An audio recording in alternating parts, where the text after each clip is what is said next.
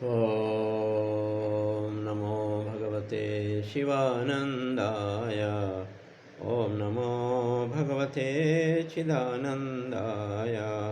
कृष्णं वन्दे जगद्गुरुं श्रीकृष्णं वन्दे जगद्गुरुं। प्रसीद देवेश जगन्निवास, प्रसीद देवेश जगन्निवास। ओम कृष्ण भगवान की जय। आज हम गीता के पहले अध्याय का 41वां श्लोक से शुरू करते हैं। हमें यह सरल भाषा में उपदेश देने के लिए सत्य साधना कुटीर के गुरुजी श्री स्वामी शांति धर्मानंद जी महाराज को धन्यवाद देना चाहिए। उनकी कृपा से यह सरल भाषा में उद्बोधन देना सुलभ हो पाया, ताकि आपका गीता में अभिरुचि बढ़े और आगे गहन अध्ययन कर सकें। ओम नमो नारायणाय।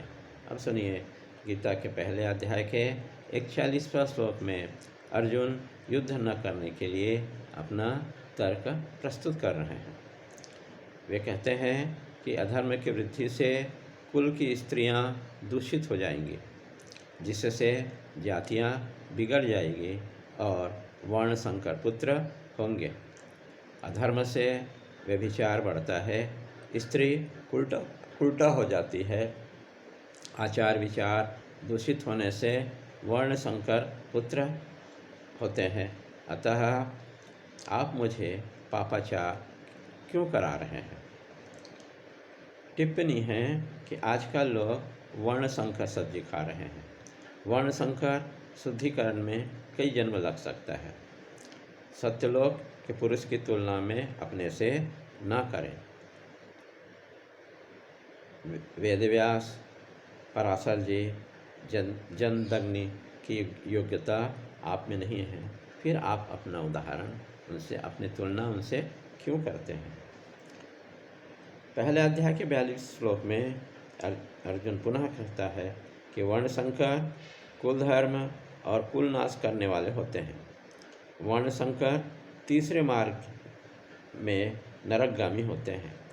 उन्हें पिंडदान का अधिकार नहीं होता है, जिससे पितर नीचे गिरते हैं। अतः कुल नाश और वर्ण संकर से बचना चाहिए।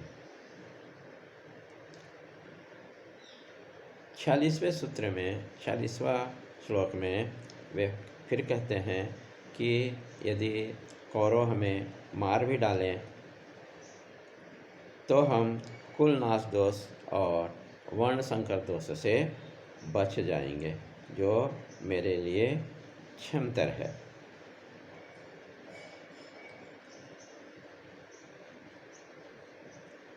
साधक को चंचलता, मनोराज्य बाधा डालता है।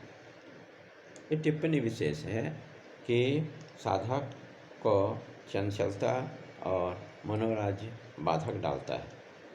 साथ ही रोग और मन ठीक नहीं रहना तो साधन भी नहीं होगा, इससे मरना ही श्रेष्ठ है।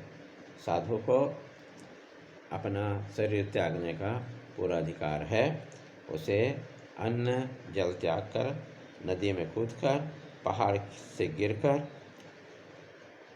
प्राण को त्याग देना चाहिए।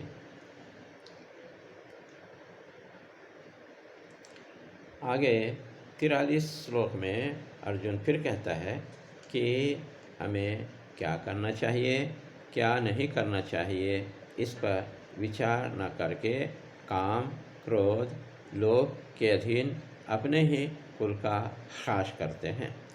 कुल नाश से कुल धर्म, जाति धर्म, आश्रम धर्म का भी क्षय होता है, जबकि वेद में कुल धर्म, जाति धर्म और आश्रम धर्म को शाश्वत बताया गया है। टिप्पणी यह है कि अर्जुन जो कह रहा है वह मोहवश कह रहा है। वह आत्मा को जीव से भिन्न मान रहा है और आत्मा को आने जाने वाला मान रहा है। यही ज्ञान यही ज्ञान है जिसे श्री कृष्ण अर्जुन को समझाने की कोशिश करेंगे कि जीव और आत्मा एक जो है, जीव और आत्मा एक है, भिन्न भिन्न नहीं है। अब 44 श्लोक में अर्जुन फिर कहते हैं कि हे जनार्दन, कुल धर्म का नाश होने से अनिश्चित समय तक रौरव नरक में निवास करना पड़ता है। ऐसा मैं गुरु परंपरा से सुना हूँ। यदि कोई पाप अनजाने में हो जाए तो उस पाप कर्म का प्रायश्चित कर लेना चाहिए, अन्यथा वह पाप नरकगामी बनाएगा। 45 श्लोक में कहते हैं कि अर्जुन पुनः श्री कृष्ण जी से कहते हैं कि महान आश्चर्य और खेद है कि हम लोग पढ़े लिखे हैं, विवेकी लोग हैं, फिर भी राज्य सुख प्राप्त करने के लिए युद्ध कर महापाप कर रहे हैं। यदि धर्म के लिए युद्ध कर रहे हैं तो फिर राज्य सुख प्राप्त का लोभ नहीं करना चाहिए। अंतिम अध्याय का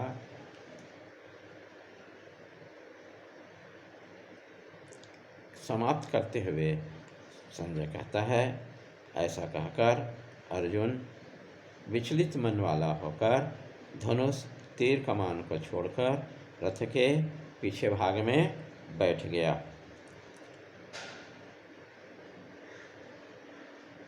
हरिओम तत्सत। इस प्रकार से पहला अध्याय समाप्त हुआ अर्जुन विषाद योग के नाम से। ओम श्रीमद्भगवद्गीतासु उपनिषत्सु ब्रह्म विद्यायां योगशास्त्रे श्रीकृष्ण अर्जुन संवादे अर्जुन विषाद योगो नाम प्रथमोऽध्यायः। ओम नमो नारायणाय सद्गुरु परमात्मने नमः। हरि ओम।